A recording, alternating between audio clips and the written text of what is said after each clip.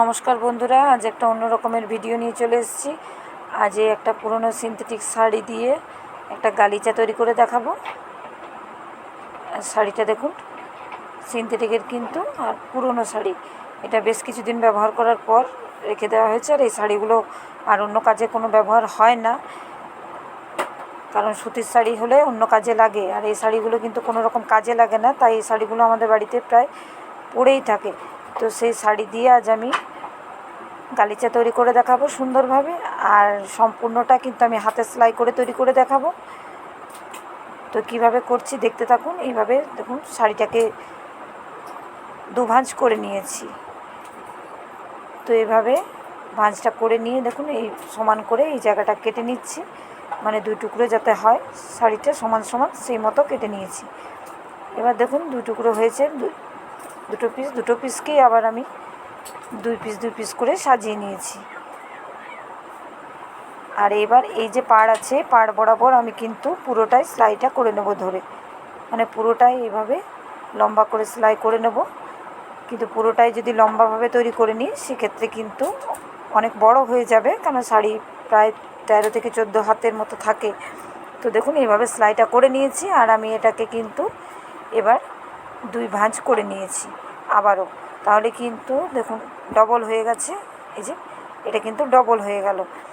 আর বেশ লম্বাটাও ঠিকঠাক থাকলো আর চওড়াটাও ঠিকঠাক থাকবে এভাবে যদি করে নেওয়া হয়। তো এবার এটাকে উল্টে নেব। আর দুটো পাশ কিন্তু দেখুন খোলা আছে, শুধু মধ্যিখানটা আমি সেলাই করে জয়েন্ট করে নিয়েছি। এবার পুরোটাকে সোজা করে আমি ভালো করে মেলে দেখাচ্ছি।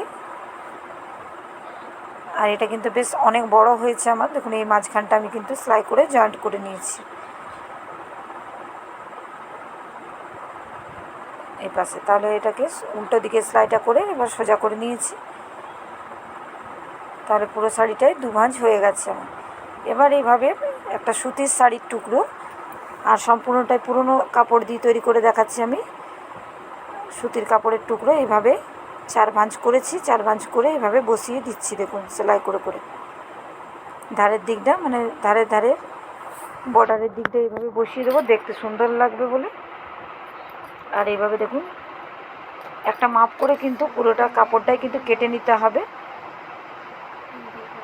প্রথমেই। তো যে কোনো একটা মাপ নিয়ে আপনারা যদি চওড়া দিতে চান তাহলে এইভাবে একটু চওড়া করে দেবেন। আমি একটু চওড়া করে পাড়টা কিন্তু বসিয়ে দিচ্ছি।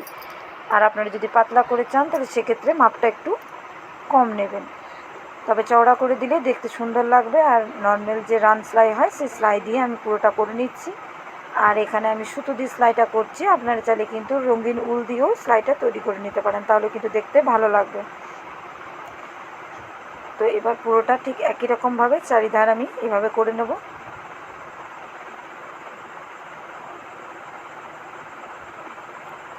আর যেহেতু সুতির কাপড় করছি তাই আমার খুব একটা ঝামেলা হচ্ছে না, তবে চাইলে অসুবিধা থাকলে আপনারা কিন্তু পিন দিয়ে আটকে আটকে করে নিতে পারেন।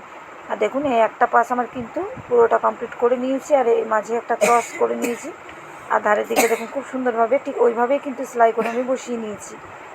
একটা পাশ মানে শাড়ির এই পাশের টুকরোটা কিন্তু আমার কমপ্লিট হয়ে গেছে।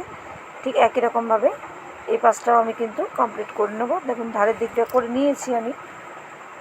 আর পাড়টা কিন্তু আমি ছেড়ে দিয়েছি, কারণ পাড়টা যেহেতু গোল্ডেন জরির পাড়টা আছে দেখতে ভালো লাগবে, তাই ওটা ছেড়ে এই পাশটাতে বসিয়ে নিচ্ছি, তাহলে দেখতে ভালো লাগবে বলে। আর পাড়টা হাতে সেলাই করতেও অসুবিধা হবে, তো এটা ছেড়ে এভাবে একটু টান দিয়ে দিয়ে এটা করে নিতে হবে। অসুবিধা থাকলে একটু পিন দিয়ে দিয়ে বসিয়ে নেবেন, তারপর করবেন। তবে সুতির কাপড় দিয়ে যদি করেন তাহলে কিন্তু কোনো অসুবিধা হবে না। আর যেহেতু নিচের কাপড়টা সিনথেটিকের তাই এটা একটু টেনে টেনে করতে হবে, আর একটু সময় নিয়ে করতে হবে, কারণ একটু টেড়া বেঁকা হয়ে গেলে তখন ভালো করে কিন্তু কাপড়টা আর বসবে না। আর ঠিক একই রকমভাবে আবারও 4 ভাঁজ করে নিয়েছি কাপড়টাকে। একই রকমভাবে দেখুন রান সেলাই দিয়ে এটাকেও ভালো করে সেলাই করে নেব। আর এই ধরনের ভিডিও যদি ভালো লাগে আপনাদের, like comment share channel subscribe করার অনুরোধ রইল। বন্ধুরা যারা ফেসবুক থেকে দেখছেন অবশ্যই পেজটা ফলো করার অনুরোধ রইল। তো দেখুন এইভাবে আমি কিন্তু এটাকে করে নিচ্ছি ঠিক একই রকমভাবে। এবার দেখুন পুরোটাই করে নিয়েছি। এবার এটাকে এই যে যে ক্রস চিহ্ন দিয়েছি তার পাশে পাশে যে ফাঁকটা আছে, ফাঁকের মধ্যে আমি একটু একটা হার্ট শেপ কেটে নেব। তাহলে এরকমভাবে বসিয়ে দেবো, তাহলে দেখতে সুন্দর লাগবে বলে। আপনারা চাইলে এরকম চৌকো কাপড় কেটেও অন্য কাপড় বসিয়ে দিতে পারেন, তবে হার্ট শেপটা দিলে দেখতে ভালো লাগবে। তাই দেখুন এখানে কিন্তু দু ভাঁজ করে করে 4 ভাঁজ হয়েছে।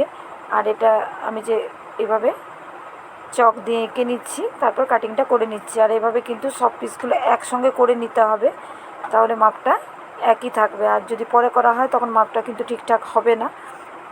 তো এইভাবে আমি দুটো কাপড় কিন্তু একসঙ্গে আমার কাটা হয়ে যাবে। তো এই কাটিংটা করে নিলাম। এবার এটা কিন্তু কাঁচি দিয়ে কেটে নেব, আর খুব সুন্দরভাবে কিন্তু এই হার্ট শেপটা তৈরি হয়ে যাবে। দেখুন এই যে এটা আমার তৈরি হয়ে গেছে। এবার এটাকে কিন্তু এই জায়গাগুলোতে বসিয়ে নেব আমি, তাহলে আমার দুটো পাশে 4টা করে বসবে। তো একই কালারের কাপড় না দিয়ে অন্য কালারের কাপড় বসিয়েও করতে পারেন। তবে দেখুন এটা আমি তৈরি করে নিয়েছি ঠিক একই রকমভাবে, তবে এই সেলাইটা আমি উল দিয়ে তৈরি করে নিয়েছি। এই সেলাইটা সুতো দিয়ে করে নিয়ে দেখতে সুন্দর লাগবে বলে। আর এখানেও দেখুন দুটো পাশে একই কালার, আবার এই দুটো পাশে কিন্তু আলাদা কাপড় বসিয়ে দিয়েছি। এখানেও তাই ঠিকই, এখানে দুটো লাল কালারের কাপড় ঠিক একইভাবে কাটিং করেছি, সেটাও কিন্তু বসিয়ে দিয়েছি। আর পুরোটা কিন্তু আমি দেখুন উল দিয়ে সেলাই করে নিয়েছি, এতে কিন্তু দেখতে বেশি ভালো লাগছে। আপনারা চাইলে পুরো কাজটাই কিন্তু উল দিয়ে তৈরি করে নিতে পারেন, সেটাও কিন্তু দেখতে ভালো লাগবে। নানা রকম উল দিয়ে করলে আরও বেশি ভালো লাগবে।